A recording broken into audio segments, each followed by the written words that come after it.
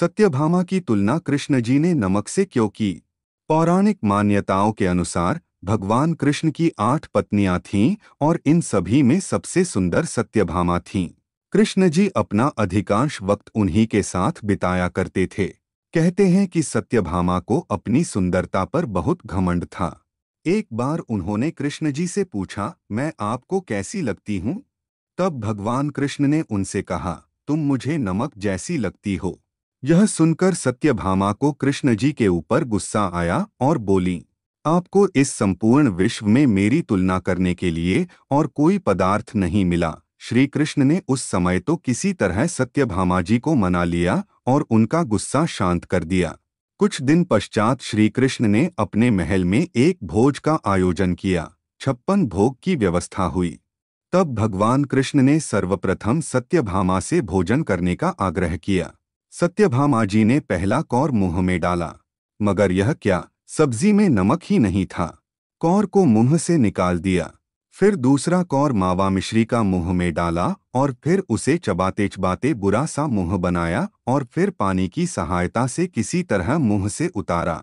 अब तीसरा कौर फिर कचौरी का मुंह में डाला और फिर थूक दिया। तब तक सत्यभामा जी का पारा 7वें आसमान पर पहुंच चुका था। जोर से चीखी, किसने बनाई है यह रसोई? सत्यभामा जी की आवाज सुनकर श्री कृष्ण दौड़ते हुए आए और पूछा, क्या हुआ देवी, कुछ गड़बड़ हो गई क्या? इतनी क्रोधित क्यों हो? तुम्हारा चेहरा इतना तमतमा क्यों रहा है? क्या हो गया? सत्यभामा जी ने कहा, किसने कहा था आपको भोज का आयोजन करने को?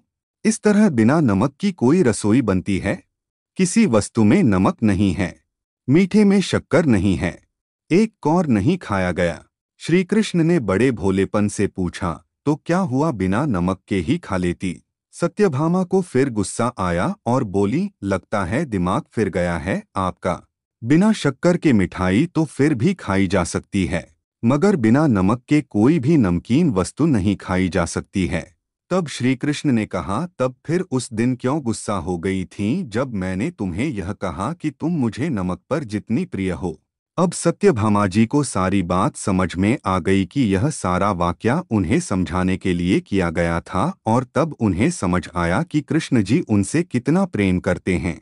इस कहानी का मर्म यह है कि स्त्री जल की तरह होती है, जिसके साथ मिलती है उसका ही गुण अपना लेती है।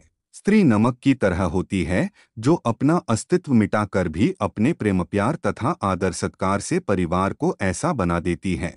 दोस्तों, उम्मीद करता हूँ आपको हमारी कहानी पसंद आई होगी। कहानी पसंद आई है तो वीडियो को लाइक करें और चैनल को सब्सक्राइब करें।